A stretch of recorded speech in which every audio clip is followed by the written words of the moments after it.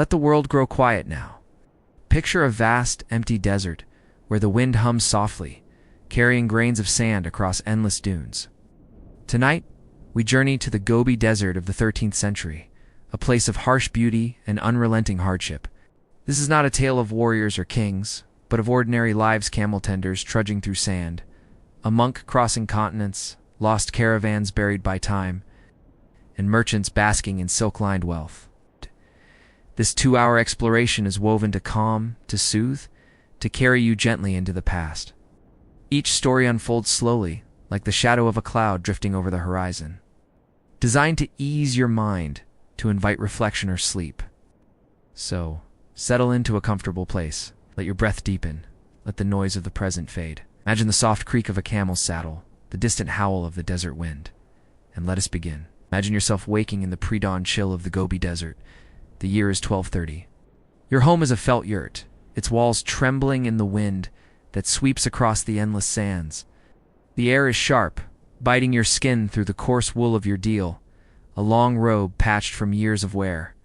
You are a camel tender, tasked with guiding Bactrian camels along the Silk Road.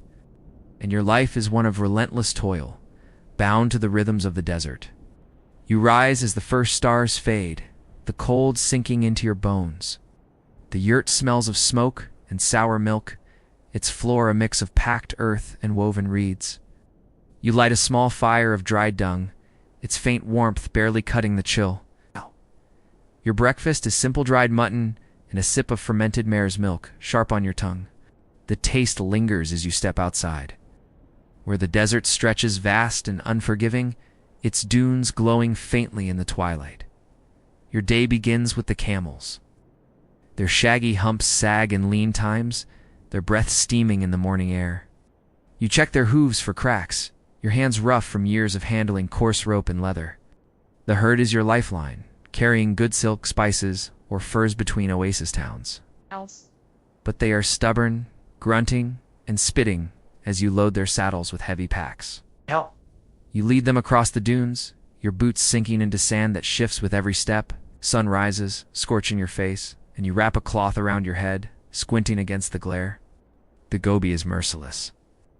Storms can rise without warning, sand stinging your eyes and clogging your throat. Water is scarce, carried in leather sacks that grow lighter each day. You ration sips, your lips cracked and dry. The journey to the next oasis might take days, and the path is marked only by faint tracks or piles of stones. Hunger gnaws at you, a constant companion, as you chew coca leaves to dull the ache. Nights are spent in camp, the fire's glow a fleeting comfort against the cold that seeps from the ground. Your life is one of isolation. The nearest village might be a week's journey, and your only company is the herd and occasional traders. Archaeological sites like Karakoram, the Mongol capital, reveal the sparse camps of tenders like scattered bones, broken pottery, and worn harnesses buried in the sand. Disease was a quiet threat. A fever could claim you far from help. Bandits, too, roamed the routes, their shadows a reminder to stay vigilant. Yet you persist, driven by the need to survive, to earn enough to trade for cloth or tools. The rhythm of your life is unyielding. You repair saddles with bone needles, milk the camels for their bitter milk, and sleep under a sky vast and indifferent. No. Songs are sung of your labor. No monuments mark your name, yet your work keeps the Silk Road alive, connecting empires across continents. As you imagine this life, let the weight of the sand settle in your mind, heavy but distant, like a dream fading into the horizon. Let the desert's vastness blur now, as we drift to another story, one of a man who crossed this same unforgiving land. Let the endless dunes of the Gobi fade now, their sands settling into stillness. Picture instead a lone figure, cloaked in a coarse robe, standing beneath a sky pierced by countless stars. This is Rabban Bar Sauma, a Nestorian monk born in the 13th century, whose journey from the Mongol heartland to the courts of Europe is a tale woven with faith, perseverance, and quiet ambition. His story, recorded in his own travelogue, unfolds gently, like a scroll unrolling in the flicker of a campfire. Imagine yourself as Rabban, born near Zhengdu, modern-day Beijing. In a world where the Mongol Empire stretches vast and untamed, Your life begins simply in a Christian community of the Nestorian faith, where prayers are chanted in Syriac, their cadence soft against the wind.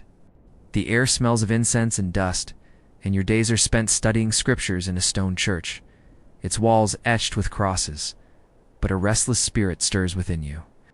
In your youth, you vow to make a pilgrimage to Jerusalem, a sacred dream that sets you on a path few would dare.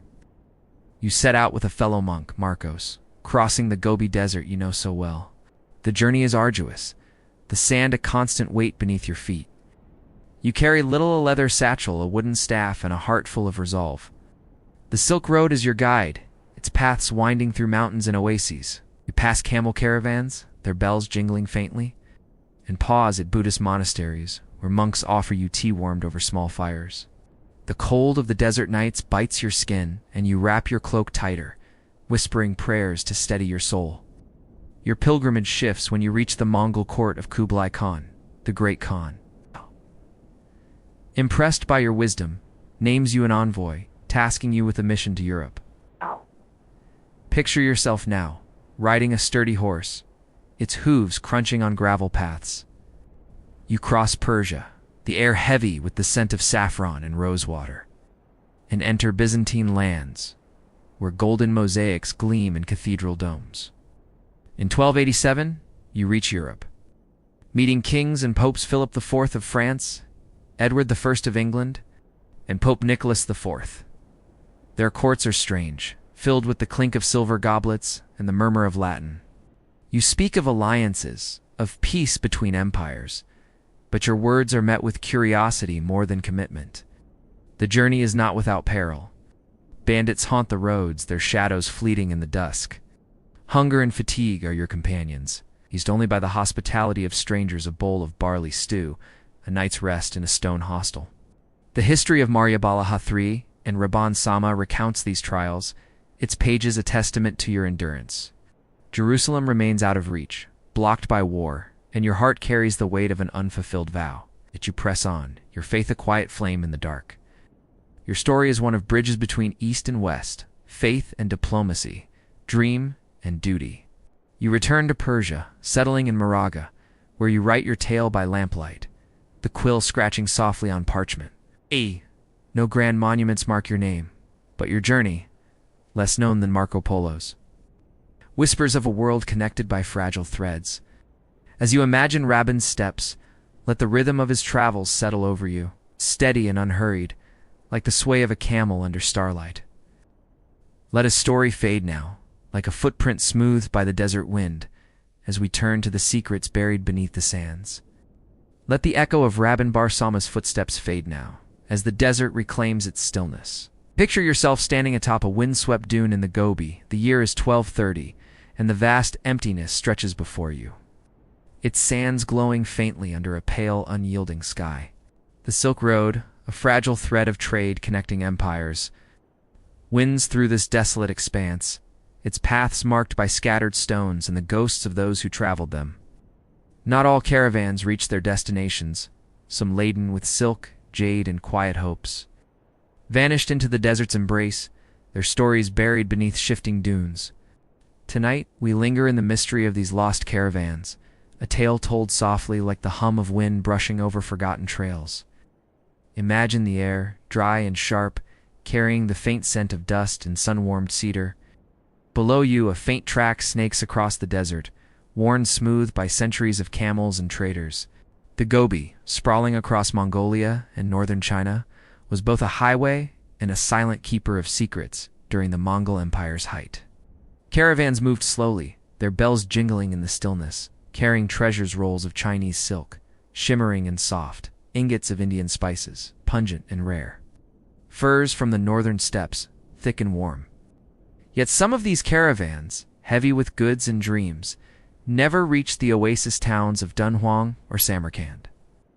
Archaeological sites scattered across the desert near Lopnor, Turfan, and Neo offer glimpses of their fate. A broken clay pot, its glaze cracked.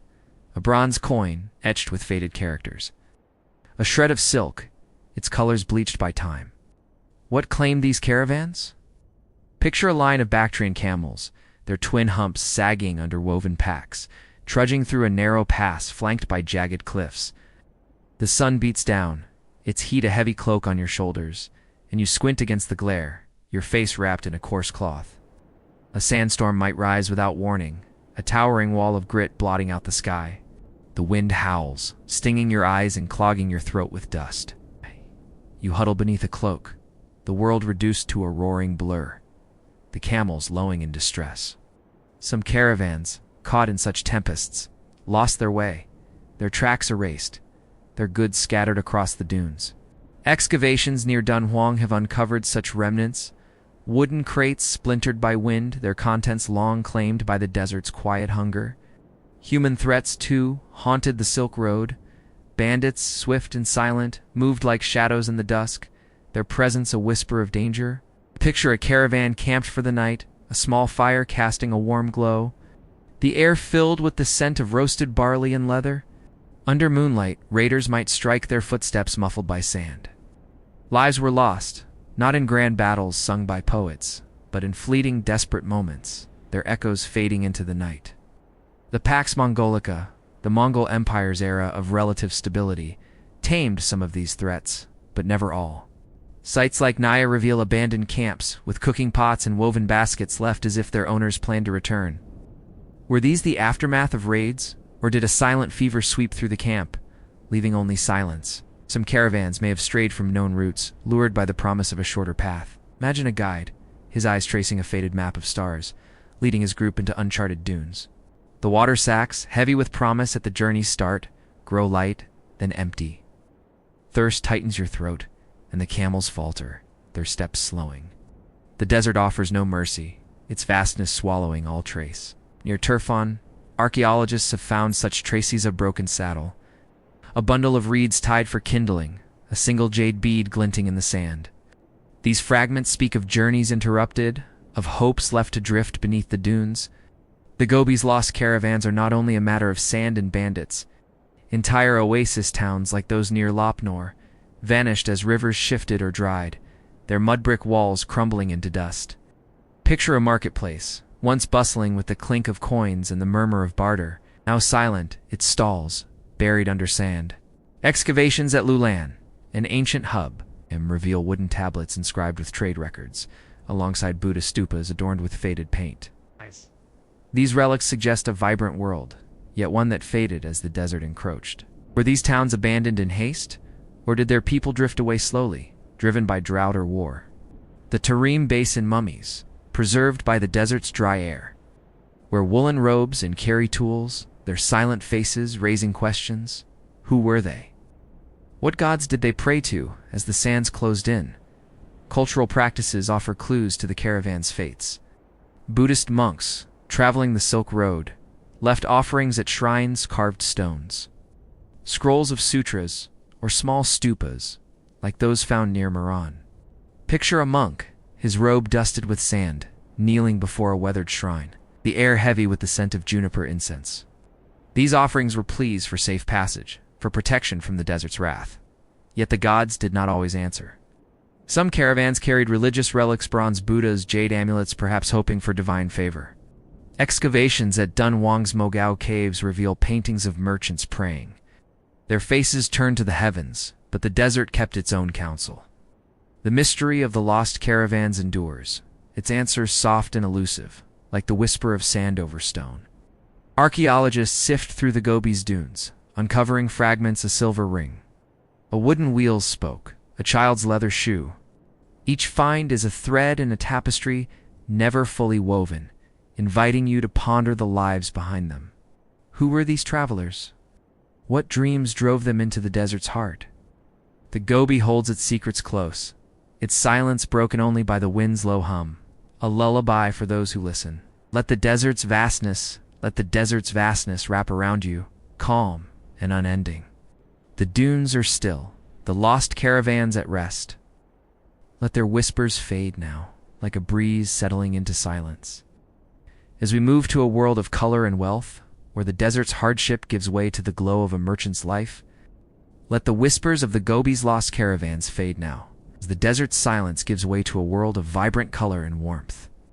Picture yourself in an oasis town along the Silk Road, perhaps Samarkand or Dunhuang, in the heart of the 13th century, where the air hums with the energy of trade. The scent of saffron and roasted almonds drifts through a bustling market, mingling with the soft clink of coins and the murmur of voices bartering in a dozen tongues. You are a merchant, a master of commerce, living in a courtyard house of sun-baked mud brick, its walls adorned with woven tapestries and carved wooden screens. Your life, unlike the camel tender's toil, is one of wealth and influence, yet woven with its own quiet burdens. Tonight, we step into this opulent world, a tale told softly, like the rustle of silk unfolding in the glow of a flickering lantern. Imagine your home, its courtyard shaded by a gnarled mulberry tree, its leaves whispering in the evening breeze. A small fountain trickles, its water catching the light of clay lamps set in alcoves. The air carries the sweetness of ripe figs, the tang of frankincense burning in a bronze censer, and the faint musk of stacked hides. Your robes are of fine linen or silk, dyed in deep indigo and crimson. Their threads soft against your skin, a stark contrast to the coarse wool of the desert nomads. Your rooms are filled with treasures. Rolls of Chinese silk, their surfaces shimmering like water. Jade carvings from Khotan, cool and smooth to the touch. And bundles of cinnamon, cloves, and pepper, their aromas sharp and heady, stored in cedar chests. Archaeological finds from Dunhuang and Samarkand reveal such homes. With painted walls depicting caravans and gods, their beauty a testament to the wealth of trade. Your day begins at dawn, not with labor in the sands, but with the quiet rituals of commerce. Picture yourself seated on a cushioned bench, sipping tea brewed from dried herbs, its bitterness softened by a drop of honey. You count silver dirhams and Chinese bronze coins, their edges worn from countless hands, as you tally profits from a caravan that arrived from Kashgar. The Pax Mongolica, the Mongol Empire's era of relative stability, has opened the Silk Road, allowing goods to flow from the courts of the Yuan dynasty to the bazaars of Persia. Your wealth grows with each successful trade, but the desert's shadow lingers, a reminder of the risks beyond your walls. Your work is a delicate dance of negotiation. Imagine yourself in the market, standing beneath a canopy of striped cloth, its edges fraying in the wind. You haggle with a Sogdian trader over a bolt of samite, its golden threads catching the sunlight, or barter with a Mongol horseman for furs, fox, and sable, thick and warm from the northern steppes. Your voice is calm, your gestures measured, as you weigh amber from the Baltic or turquoise from Persia in your hands. The market is a symphony of sounds, the low grunt of camels, the thud of sacks being stacked, the laughter of children darting through the crowd, the soft chant of a Buddhist monk passing by. You deal with nomads, monks, and tax collectors bearing the Khan's seal, each interaction a thread in the tapestry of trade. The Book of Seer Marco Polo describes such markets, where merchants like you were the lifeblood of empires, their words binding east to west. Your home is a haven of hospitality, a place to cement alliances. Picture a feast in your courtyard, the air warm with the scent of roasted lamb seasoned with cumin, flatbread baked on hot stones, and bowls of fermented mare's milk, its flavor sharp and earthy. Guest traders, local nobles, even a Mongol envoy recline, on cushions woven with geometric patterns, their colors glowing in the firelight. A musician strums a lute, its notes mingling with the hum of conversation, while a poet recites verses of desert journeys and distant stars, his voice a gentle cadence. You offer gifts, a jade pendant, a vial of rosewater, to secure loyalty, but you know envy festers in the market's whispers. Rivals eye your success, and a careless word could spark betrayal. Excavations at Turfan reveal merchant records on wooden tablets, listing debts and deals, a reminder of the trust and tension woven into your life, yet your wealth carries burdens. Taxes to the Mongol Khans are steep, paid in silver, silk, or even horses. And a single failed caravan, lost to a sandstorm, or bandits could unravel your fortune. Picture yourself in your study, a small room lit by a single oil lamp, its flame casting shadows on a clay tablet or parchment ledger. You track shipments to Bukhara or Xi'an, calculate the cost of guards, and note the risks of a new route through the Taklamakan. Your faith, perhaps Buddhist or Zoroastrian, guides you quietly. In a corner of your courtyard, a small shrine holds a bronze Buddha, or a fire altar, its embers glowing softly as you offer rice or oil for safe passage.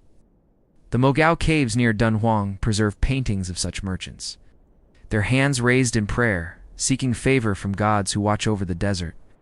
Your life follows a rhythm of cycles: strayed, feast, negotiation, rest. You rarely travel now, leaving caravans to trusted agents.